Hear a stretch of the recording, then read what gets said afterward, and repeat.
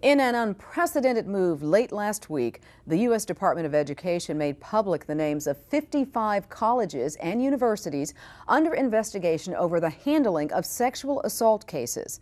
Sexual violence on campuses is a pervasive problem that is underreported and often mishandled by police and university personnel.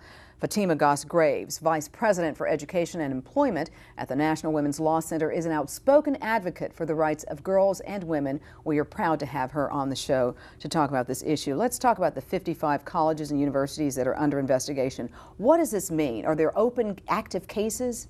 You know, this list is all of the open investigations that the Department of Education has. So the list didn't tell you at what point in the investigation that they're at, but these are all of the schools that are currently under investigation by the Department of Education for Title IX sexual assault complaints. That's a lot of colleges and universities. This is appalling. It's appalling to know that 1 in 5 female students will be sexually assaulted. This is ridiculous. You know, it's striking. But unfortunately, 55 colleges is just the tip of the iceberg. I think what we have found, if you look at the list of schools that are under investigation, is that no type of college is immune. You see large and small, you see colleges from every part of the country on that list. Ivy League, you know, those you've never heard of, on and on. That's true, and I think what is new about this, having this information will allow us to track what's going to happen with these investigations. Some of them will come to a resolution, and those resolutions will be made public too. Let's talk about Title IX, because I think whenever I've heard of Title IX, I always think about athletics and girls. But it's obviously far more than that, and in this context, the Department of Education has an Office of Civil Rights. So talk to us about the Title IX portion of it. So Title IX is over 40 years old and bans sex discrimination in education programs by institutions that take federal money. And that's basically all colleges and universities, it's K-12 public schools. So lots of people have Title IX obligations, and we've seen the progress Title IX has made in athletics over the years. There's been a lot of really important attention, but it applies to a wide range of issues. It applies to sexual harassment, it applies to protecting pregnant students. You know, the requirements under Title IX are extremely broad. You cannot discriminate based on sex. So if you do, pulling your federal funding is the recourse, am I correct? That's the How ultimate. often do they do that? Well, so it's the ultimate sanction and not something that happens often. What does happen is, because you have that heavy threat out there, is that the Department of Education and sometimes the Department of Justice will enter into agreements with institutions to help them get on the path to coming into compliance with Title IX. But what we really need to see here is more schools taking that obligation seriously. And I think having additional transparency and additional enforcement in this space will help that happen. What is the problem with colleges and universities? Why are they not handling this properly? Do they not have mechanisms in place? Is there just a lack of sensitivity? What is at the core of all of this? Well, you know, what we've seen over the years is that a lot of schools were doing a lot wrong. You know, they weren't having clear policies and procedures. They were treating survivors who'd come forward terribly. They, when you would go through the process of making the complaint, some survivors were forced to go before these review boards and ask questions that were just terrible, no real process for them. And a lot of institutions, if there was a focus, they were focused primarily on having to protect the rights of the accused, not thinking so much about the person who came forward and made the complaint. The other thing is that for years and years and years, this has been an issue that's been kept in the shadows.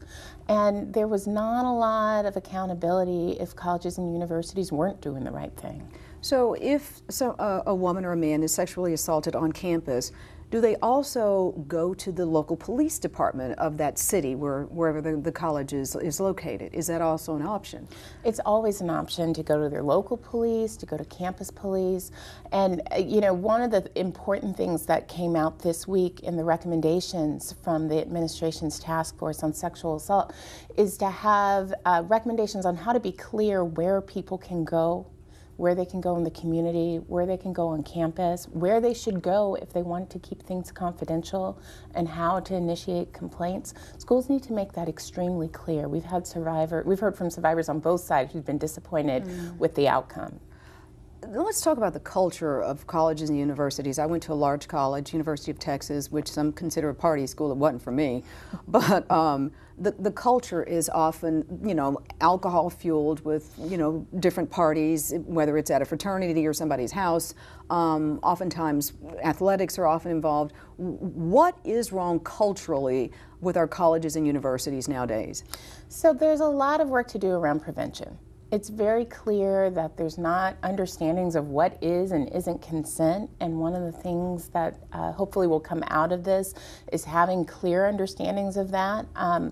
And there's a lot of, if alcohol is involved, or if certain elite parts of the campus, whether it's athletics or fraternities are involved, there's been a history of sort of pushing those things to the side. I think that's coming to an end, and now colleges and universities need to think about that. But there's been a real investment in prevention in things like bystander intervention, so training people that it is not just an individual problem, that we all have a stake in this. Let's talk about the grassroots movement that has come about as a result of inaction on campuses, and that young women and men have come together, and that they are really a voice to be reckoned with, and certainly got the attention of President Obama. If nobody else did, they did, and I'm so proud of them. Yeah, I'm proud of them too. It's been exciting. It's been exciting to see how effective they've been. It's been exciting to see the real use of narratives and how many brave men and women have come forward, have shared their stories, because they knew by sharing their stories that they'd be able to get the right attention to this issue, and it's not over. They are going to continue to hold their campuses to task. They're going to hold this administration accountable. I'm very proud to know some of them. It's been a really exciting time. I do want to also mention that 70% of LGBT students can count on being sexually harassed, and I didn't want to leave the show without us getting that statistic out there, because it is very important, and that is a huge number. Yeah, and that's one of the things that people should be clear about, that Title IX bans sex discrimination broadly, that sex discrimination, that sexual harassment, that sexual violence, and it applies to all students. It applies to students who experience gender-based discrimination as well. Explain what the President Obama is doing now and what the federal government is doing now. So what they did last week is they laid the groundwork for schools that want to get their house in order. They really have all of their tools. There's a new website called Notalone.gov, and you will find a range of information, model policies. They're going to be rolling out real helpful prevention tools for schools to use, and they put out extremely detailed clarity around Title IX's requirements in this space. So there's no more excuses, basically. The tools are there. I want to end by talking about U.S. News and World Report. They come out with the ranking every year, which I am always interested in. Where are my schools? But while we rank, a school based on how they are in engineering and versus business, and all these other components and variables that we look at, one of the things that is being discussed is including sexual assault cases and how they are handled. And, I think that a young lady or man who's thinking about college along with their families would be just as interested in knowing how their business school ranks versus how their child is going to be treated on campus if a crime is committed. Yeah, as a parent, this is the type of information I would like to know around campus climate more broadly. And I think what we're going to see with even the listing of the schools under investigation and the information around resolutions that's going to be coming out, I think we're going to get a better picture. What I really hope is that schools will all of a sudden have an incentive to not be on these lists and in truth to do right by their students. There is a lot of room here for schools to be leaders. Fatima Goss Graves with the National Women's Law Center, thank you so much for your insights. This is going to get better because we're going to continue to fight, right? Thank you. All right, thank you. Rape is a long-standing problem on college campuses, as you just heard. The driving force behind reclassifying assaults on college campuses as a systemic cultural problem is a network of student activists. Many of them have been harassed, assaulted, or raped. They needed their collective voices to be heard.